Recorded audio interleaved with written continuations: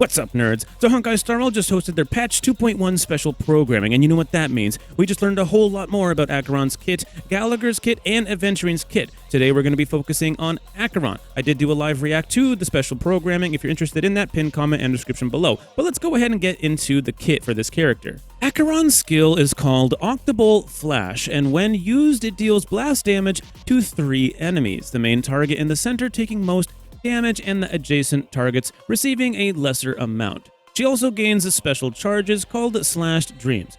In battle, she needs to gain these charges in order to build up her ultimate, which is the most unique ultimate in the entire game, partly because it doesn't use any energy at all, but more on that later. There does seem to be another effect added with her skill, but I can't say too much on that right now. Stay tuned for next week when we get her character preview. Nudge, nudge, wink, wink. Her talent is called Atop Rainleaf Hang's Oneness, which is way too long of a name, but this is directly related to her charge stacks. Once Acheron builds up enough charge stacks, she can unleash her ultimate, which needs 9 stacks to use. Acheron gains charge stacks by using her skill, but she can also gain charge stacks when her allies apply debuffs to enemies.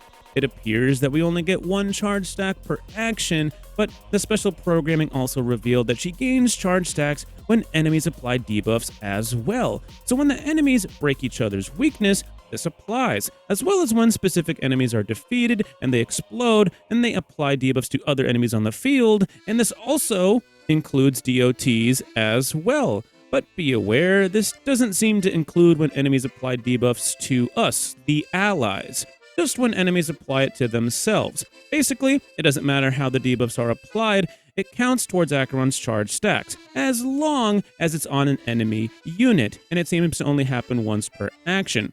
So there are a lot of reliable ways to gain Acheron's charge stacks. There is more to this talent, but that will likely be revealed in a week from now when we get Acheron's character preview. Acheron's ultimate is called Slashed Dream Cries in Red, and is the most unique ultimate in Honkai Star Rail. After activation, Acheron goes sicko mode, turning her body black and white with shades of red.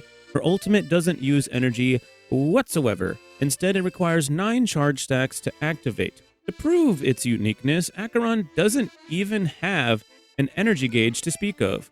Her ultimate deals 4 separate powerful hits. You can manually select the targets for the first 3 hits, and the 4th hit is an AoE effect. You can also change targets within those first 3 hits, so there are going to be some really fun things we can do in combat with this ability. Too bad Argenti and Jing Yuan can't select their targets, am I right?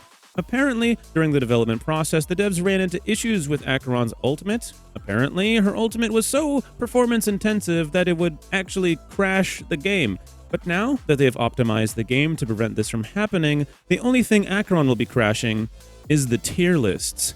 There does seem to be more going on with Acheron's ultimate, so stay tuned for more on that in roughly a week's worth of time when we get the character preview. This character is busted, so despite us having a lot to talk about from the special programming, there's even more going on with her kit than we actually know about at this time.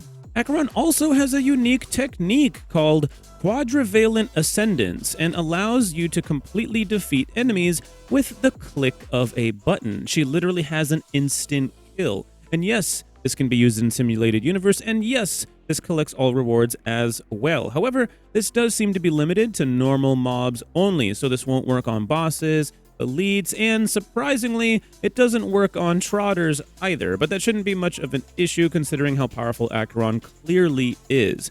This technique also has unique animations. Apparently, if you see a series of enemies, just a few clicks, you can instant kill the entire crowd, and each attack will have a unique animation. Essentially, repeatedly using her technique can unleash a combo on a group of enemies. However, while this is cool, it seems to consume a skill point every time you use her technique. So if you're using it on a big crowd, you're going to be going through a lot of your technique points. But if there are no enemies around, she will not consume skill points by using her technique at all. So when you misclick in Simulated Universe or the overworld, you won't be punished for using this. And we can just spam her skill as much as we want to look, like super duper cool and stuff. Just make sure there are no enemies around. Obviously, Acheron has a basic attack, but there doesn't seem to really be anything out of the ordinary here, just a single enemy target attack with some lightning damage associated with it. According to the developers, they spent well over a year working on Acheron's designs and kit. They clearly care about this character and made her more OP and put more care into her than seemingly any other character so far. They said it themselves. Acheron was confirmed by the developers to have been made in the likeness of Raiden Mei. They even showed the Hersher of Thunder Horns in the special programming. One of their most beloved characters across all their previous games is Raiden Mei, and as a result, this is their most unique and most developed character in Honkai Star Rail so far, and likely their most cherished character for the game as well. They spent a lot of time convincing the rest of the staff to be able to make her this overwhelmingly interesting, but after some convincing, they managed to decide that they wanted to give the players something really fun and unique, without really holding back too much. Although it wasn't stated, this is clearly a gift to the players, as well as a gift to themselves, because the first time they ever created Raiden Mei was back in 2014 with a game called Honkai Gakuen, otherwise known as Guns Girl Z, and she has been one of their most cherished characters ever since. This has been a decade in the making, and we get to be here to see it.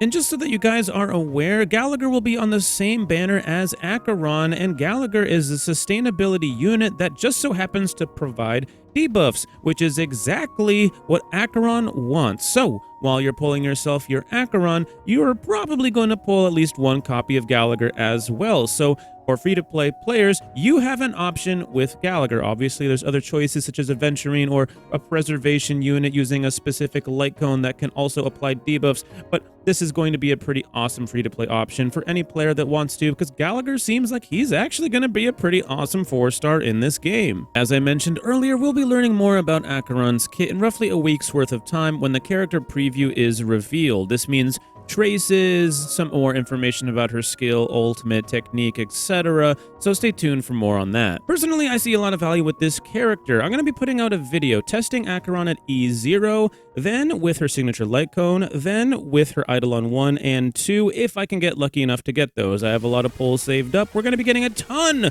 of pulls coming up in 2.1, and I think my free-to-play journey will end when Acheron releases. I will finally be whaling for the first time ever in this game. So hopefully I can get all of those things I want to test for you guys so you guys can enjoy an interesting video where you don't have to spend if you want to find out how good this character will be. I'll be putting my own dollars on the line to find out for you. So let me know what you're thinking about doing with this character.